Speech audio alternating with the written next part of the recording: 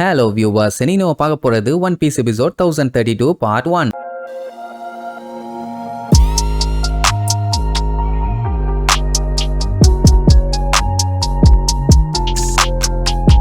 Open பண்ணா கின்னோட team எப்படியாச்சும் நம்ம மொமனோசுகேவை காப்பாத்தி ஆகணும்னு வெறி கொண்டு வந்துட்டு இருக்காங்க. அந்த டைம் பாத்தீங்கன்னா ஒக்கிக்குக்கு கை கொஞ்சம் வலியுது, ஆனா வெளியில அவ்வளவு காட்டிக்க மாட்டான். ஈசோ ஏதாச்சும் பஞ்சாயத்தான்னு கேட்பான். ஒரு சாமுராய் கிட்ட இதெல்லாம் நீ கேட்கலாமா, இதே மாதிரிதான் நீ திடீர்னு காணாம போனப்பவும் என் மனசு வலிச்சுது, ரொம்பவுமே ஃபீல் பண்ணங்கிற மாதிரி சொல்லுவான். அட வேற ஒண்ணும் இல்ல, ஒயிட் பியர்டு இங்க வந்துட்டு கிளம்பும் போது திடீர்னு பாத்தீங்கன்னா உடனே கேசல்ல காணும். ஐயோ எங்க போனாங்கன்னு தெரியலையேன்னு எல்லாத்துக்கும் ஒரே பதட்டம். ஒக்கிக்குவோட அண்ணன் ஈசோவையும் காணும், டாக்ஸ்டோமையும் காணும், கேட் வைப்பரையும் காணும், கூட ஓடனையும் காணும். ஒன்னும் ஆகாது, எப்படி எங்கதான் எங்கேயாச்சும் இருப்பாங்கன்னு கண்ட்ரி மொத்தமும் தேனாங்க. ஆனா அந்த டைமுங்கும் போது கேட் வைப்பரும் டாக்ஸ்டோமும் ஆல்ரெடி ஒயிட் பியர்டோட கப்பல்ல ஏறிட்டாங்க. ஏன்னா ஓடன் அங்க வருவாருன்னு அவனுக்கு முன்னாடியே தெரியும். ஓடனு ஒயிட் பியர்டோட கப்பலை சங்கிலிய போட்டு புடிச்சுக்கிட்டு விடவே மாட்டேன்னு படாத பாடு பட்டாரு. 3 நாள் கூட தண்ணியில போட்டு முக்கி எடுத்துட்டாங்களே. ஒயிட் பியர்ட் எல்லாம் இதை கொஞ்சம் கூட எதிர்பார்க்கவே இல்லை. அந்த டைம் ஈசோவும் ஓடனை புடிச்சுக்கிட்டு விடவே இல்லை, எப்படியாச்சும் இவரை கூப்பிட்டு போயணும்னு. அந்த டைம் தான் ஒக்கிக்கு கதறி கதறி அழுதுருப்பா, ஐயோ அண்ணா எங்கடா போனேன்னு. அந்த நாளை மட்டும் இன்னுமே அவளால மறக்க முடியல. அந்த விஷயத்துக்காக ஈசோ மன்னிப்பு கேட்பான். ஆக்சுவலா அந்த இடத்துல அவளாவே இருந்தாலும் அதைத்தான் பண்ணியிருப்பான். ஏன்னா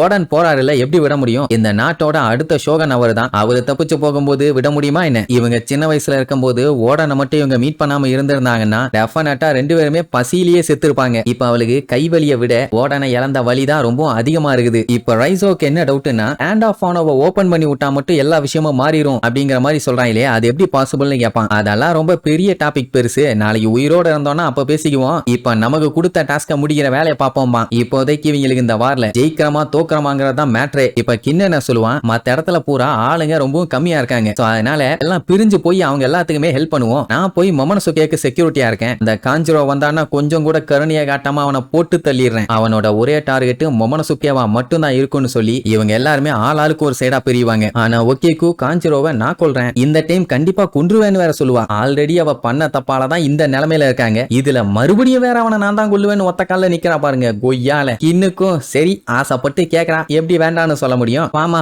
ஒன்னாவே சேர்ந்து போய் பொழந்து கட்டுவோன்னு வேகமா கிளம்பிடுவாங்க. அப்படியே கட் பண்ணா கேட் வைப்பரு வழியில வர்ற அத்தனை பேர்த்தையுமே போட்டு தோவன்னு துவச்சு எடுத்துட்டு போவான். அப்போ சிசிலியனும் அந்த குரங்கும் கூட வந்து ஜாயின் பண்ணிக்குவாங்க. அப்போ சிசிலியன் கேட் வைப்பரோட ஹெல்ப் கேட்பான். ஏன் எதுக்குன்னு கேட்டா எல்லாம் பெட்ரோவுக்காக அப்படின்னு ஒண்ணு. ஏன் அவனுக்கு என்னாச்சுன்னு கேட் வைப்பர் கேட்பான். ஏன்னா அந்த மனுஷனுக்கு தெரியாது பெட்ரோ செத்து போன மேட்ரு. அதுக்கப்புறம் அவன் எப்படி செத்தான் என்னங்கிற மேட்டர் சொல்லுவான்னு வைங்க. அன்னைக்கு அவர் மட்டும் உயிர் தியாகம் பண்ணலன்னா கண்டிப்பா லூஃபியோட கேங்கும் நாங்களும் இங்க வந்திருக்கவே மாட்டோம். அதுக்காக பெட்ரோ ரொம்ப கஷ்டப்பட்டு சண்டை போட்டு உயிர் தியாகமே பண்ணிட்டாருன்னு ஒண்ணு. பரவாயில்ல பையன் நல்ல வேலை தான் பார்த்திருக்கான். அம்மா அவன் சாகறதுக்கு காரணமானவன் இந்த ஐலாண்ட்ல தான் இருக்கானான்னு கேட்ட உடனே ஆமாம்பானா. இப்ப அவனை காலி பண்ணாதான் ஹெல்ப் கேட்கறானுங்க. ஆல்ரெடி கேரட்டும் வாண்டாவும் சண்டை போறங்கிற பேர்ல படாத பாடுபட்டுட்டாங்க. ஆனாலுமே அவனை தோக்கடிக்க முடியல. இந்த விஷயத்த சொன்ன உடனே அவ்வளவுதானே இனி நான் பாத்துக்கிறேன்னு மனுஷன் பிச்சுக்கிட்டு கிளம்புவான். அதுவும் எப்படின்னா அவனை காலி பண்ணுன்னு சொன்ன உடனே ஆளு பறந்து போவான். யாராலையும் நம்ப முடியல, அத்தா தண்டி சைஸ்ல பறந்து போனா. அப்படியே கட் பண்ணா ஃபர்ஸ்ட் ஃப்ளோர்ல இருக்க கிரால் ஸ்பேஸ காட்டுறாங்க. அங்க தானே இப்ப மொமனோசுகே சேஃப்டியா இருக்கான். என்ன இந்த இடத்துல அந்த சைபார்க்குங்க சுத்துதா இல்லையான்னு செக் பண்ணிக்கிட்டே இருக்கணும். ஒனியேஷிமா மொத்தமும் அந்த முட்டைக்கண்ணை வச்சுக்கிட்டு அதுங்க சுத்திக்கிட்டே இருக்கும். அதுங்க கண்ணில் மாட்டினாலே போதும் எல்லாத்துக்கும் தெரிஞ்சு போயிடும். அப்படி ஒரு ஆல் இந்தியா ரேடியோ அதுங்க. சோ எங்க வேணாலும் எப்படி வேணாலும் இருக்கலாம்னு ஒண்ணு. அப்ப இங்க இருக்கான்னு சொல்லி மோமோ அங்க எங்கன்னு தேடி பார்ப்பான். கவலைப்படாத இங்க எதுவுமே இல்லாம்பா. அண்ட் அது மட்டும் இல்லாம நம்ம கிட்ட இது இருக்கும் போது எந்த கவலையும் இல்லாம்பாலா. இது என்னன்னு கேட்டா இதுதான் மொமனோசுகேவாமா. இத வச்சுதான் ஏமாத்த போறேன்னு வேற பில்டப். அதுவும் எப்படின்னா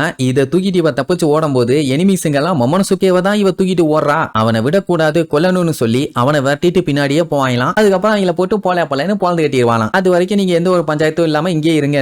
என்னடா லூசா இவங்கிற மாதிரி தோணும். பின்ன இவ தான் எல்லாத்தையும் பொழந்து கட்டிடுவாள். அப்புறதுக்கு இங்க ஒளிஞ்சிட்டு இருக்கணும். கூடவே இருந்தா கூட சேஃப்டியா இருக்கலாமே. எல்லாமே ஒரே கணக்கு தான். ஷினோபு ஓகே பண்ணுங்கிற மாதிரி சொல்லிடுவான். ஏன்னா மொமனோசுகேவை ப்ரொடெக்ட் பண்ண ஷினோபு இருக்கா. இன்னும் கொஞ்ச நேரத்துல கின் இங்க வந்துருவான். அப்புறம் என்ன கவலை. சரி ஓகேன்ட்டு இங்க இருந்து கிளம்பும் போது மோமோ கிட்ட உன்னால லூஃபியோட வாய்ஸை கேட்க முடியுது தானே, அவன் நல்லா இருக்கானான்னு கேப்பா. அவனால ஃபீல் பண்ண முடியுது. அவன் இதுக்கு முன்னாடி இருந்த மாதிரி தான் இப்பவும் இருக்கான். ஆனா நல்லா தான் இருக்கான், எந்த ஒரு பஞ்சாயத்தும் இல்லாம. ஆனா ஒரே ஒரு பிரச்சனை, அங்க 2 வாய்ஸ் மட்டும் தான் கேக்குது, வேற யாருமே அங்க இல்ல. ஒன்னு வந்து கைடோவோட வாய்ஸ், இன்னொன்னு லூஃபியோட வாய்ஸ். அப்படின்னா 2 பேருமே 1-on-1 சண்டை போடுறாங்கன்னு தெரிஞ்சு போச்சு. சரின்ட்டு அங்க இருந்து கிளம்பிடுவாளா. அந்த டைம் மொமனோசுகே நம்ம இவ கொடுத்தாலே ஓடனோட புக்கு, அந்த புக் எடுத்து அப்படியே படிச்சு பாப்பான். ஓடன் இது வரைக்கும் போன அட்வென்ச்சர்ஸ் எல்லாத்தையுமே எழுதி வச்சிருப்பாரு. ஷினோபு லைட்டா எட்டி பாப்பா. அதுக்கப்புறம் குடுகுடுன்னு தனியா போயிருவான். ஏன்னா இது ஓடன்ட்டு இருந்து வந்து அவனுக்காண்டி அவன் கொடுத்திருக்கான். அது மட்டும் இல்லாம ஓடனை பத்தி எல்லா விஷயமுமே அதுல இருக்குது. சோ நீங்க மட்டும் தான் அதை ரீட் பண்ணும். நான் பார்க்க மாட்டேன்னு ஒதுங்கி உட்காருவான். பட் அவன் ஒன்னொன்னா படிக்க சைஸா ஒதுங்கி வந்து அப்படியே எட்டி பாப்பான். அதான் செம காமெடியா இருக்கும். சரி இப்போதைக்கு இவங்க அங்க உட்கார்ந்துக்கிட்டாங்க. இதுக்கப்புறமாச்சு எந்த பஞ்சாயத்தும் இல்லாம இருப்பாங்களான்னு